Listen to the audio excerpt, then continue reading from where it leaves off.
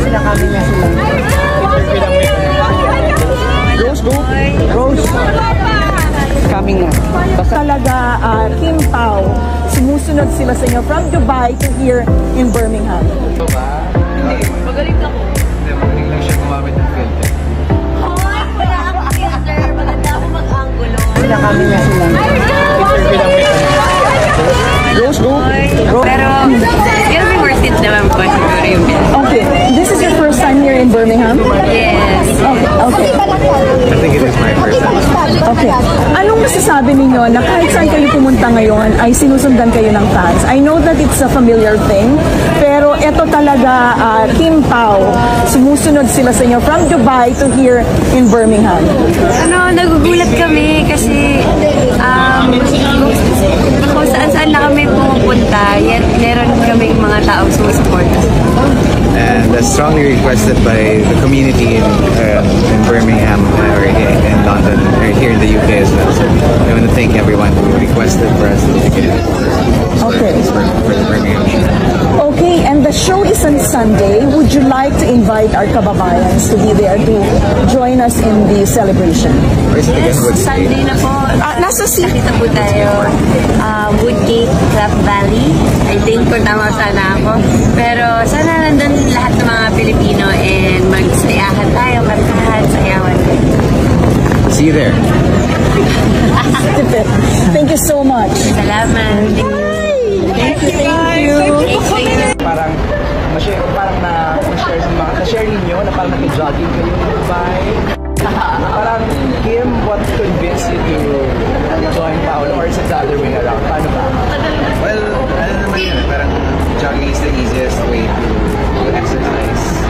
Parang I-encourage it. So, parang masarap sa ibang bansa kasi bago na ako yung mga nakikita. So, mas nakikilala mo rin yung lugar, yung neighborhood mo saan kayo nakatira. So, ayun.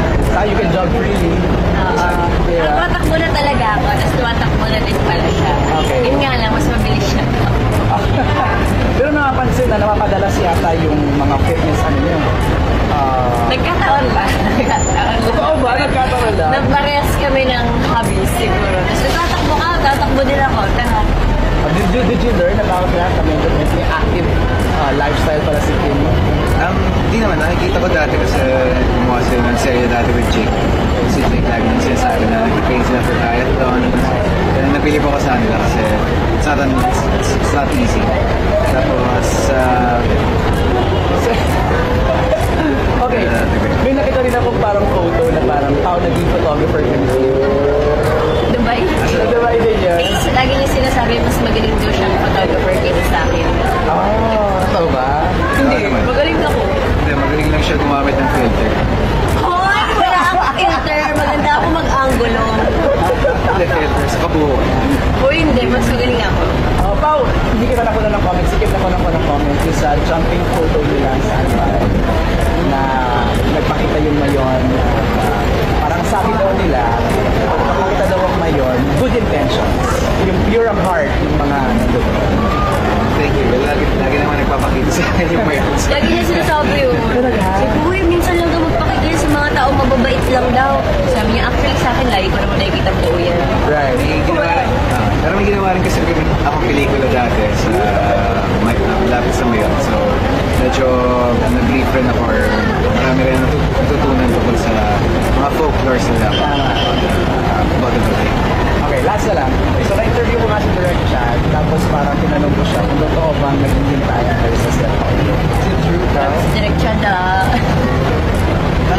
Hindi naman totally naghihintayan pero alam mo yung hiya, yung nahihiya ka sa co-actor mo dahil minsan inuuna yung mga eksena mo. Tapos syempre nahihiya ako kay Kim dahil relax ako siya. Pag mga isang eksena, hintayin ko na matapos. Parang courtesy. Yung na sinabi ni Direct Chad, parang courtesy ko din Kim, di ba? Hinihintay mo rin siya. Kasi may iksi lang naman yung mga eksena namin. Ganun naman siya, ganun ka lang. Pag big scene, kaming dalawa na magkasama. Pero pa, hindi mo ba hinahatid sa bahay? Hoy, sobra naman! Ang layo ng bahay ni Kimi. After nung dating, I'm sure pagod na kami pareho. So,